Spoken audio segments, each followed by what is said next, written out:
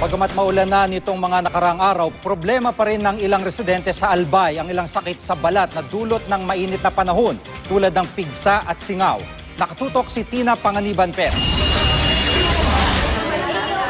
Mahaba ang pila ng mga residente sa isang ospital sa Legazpi City, Albay. Lahat sila iniinda ang kati at sakit sa balat.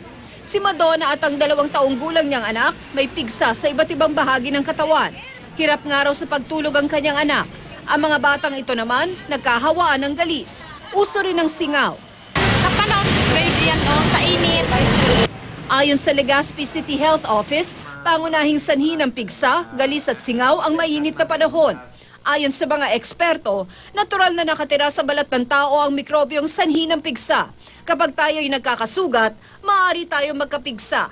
Nakakahawa rin ito. Para maiwasan ang pagkalat nito, kumuha ng warm compress o tuwalya, bulak o telang ibinabad sa maligamgam na tubig at ipatong sa pigsa.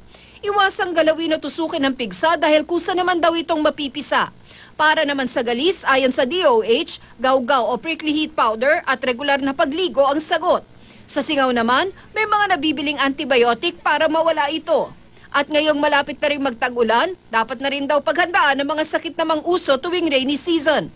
Kasama na riyan ang dengue. Sa San Isidro, Abra, hindi pa man tag-ulan, umabot na sa 38 ang kaso ng dengue mula noong Enero.